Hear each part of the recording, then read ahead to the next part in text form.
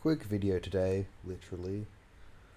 Remember that film was an extremely formative medium in 1916 and that pioneers like D.W. Griffith were attempting to fulfill no specific artistic tradition, rather, all of them.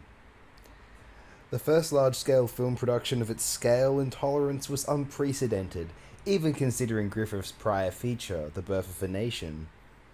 The film's overall cost was reported to have been close to $2 million, which in 1916 would be the equivalent of, apparently, 53 million today.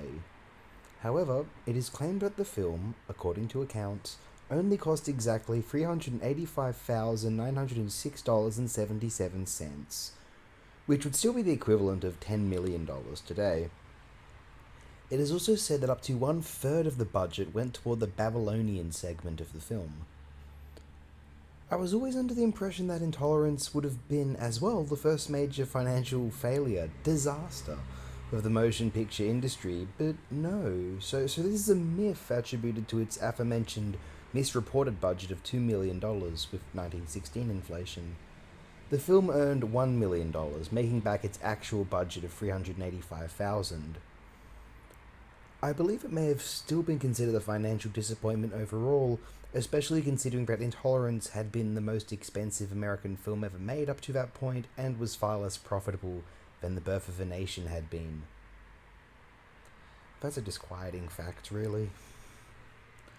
Well, one views Intolerance, and one is under the impression that this visionary artist, Griffith, has relented in his hatred and anger, expressed so prominently in that 1915 phenomenon, and now desires to preach peace and love, and possibly put an end to the First World War. Now, that may or may not have been the case. Griffith allegedly intended the film as a response to those who had derided The Birth of a Nation. He believed it was they who were, in fact, the bigoted and intolerant, and is said to have went as far as to have published a pamphlet titled The Rise and Fall of Free Speech in America. If this was Griffith's intended message of intolerance, I am very unsure if it really comes through. It is vaguely disappointing that Griffith had intended intolerance as a self-serving validation that he could do no wrong. A rather peculiar pathos. Oh, let's outline the plot synopsis of Intolerance in case one hasn't seen the film or needs a refresher. Though if you haven't seen the film, just you can finish this review, but watch it by the end of the day. It's pretty long, but you can find the time. Goodness sake. Yep. There are 4 concurrent segments, 4 different time periods, which Intolerance cuts between, in chronological order, by the year where the period takes place.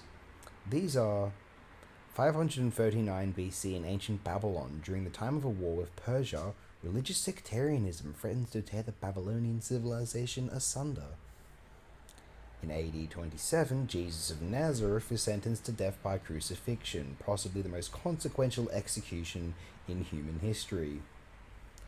Because by 1572 AD, disagreements over the nature of Jesus Christ's message are the justification for the St. Bartholomew's Day massacre in France, one of the most infamous cases of religious violence on record.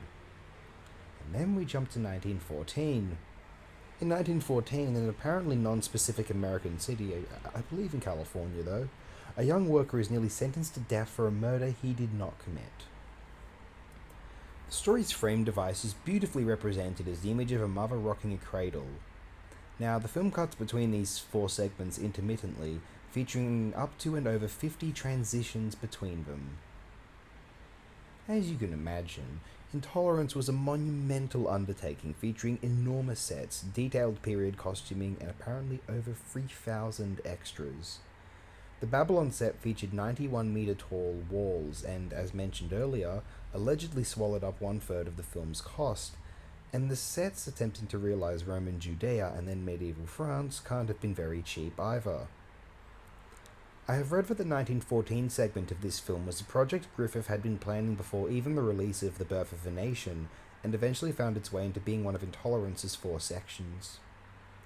According to a 1925 issue of One Photoplay magazine, there was over 300,000 feet, that is, 91 kilometers, of raw film which the final 13,000 feet, just under 4 kilometers, was cut from. Historians appear to believe that Intolerance, whose financial success was apparently tenuous, was at least enthusiastically received by film and art critics upon its release. Certainly, it is true that its reputation in the decades, in 100 years since its release, has been wholly positive. Considered one of the very best films ever made, it is probably the one thing preventing us painting an even larger asterisk over D.W. Griffith's legacy. Now, not every film critic and/or historian is a fan of Intolerance, as it were.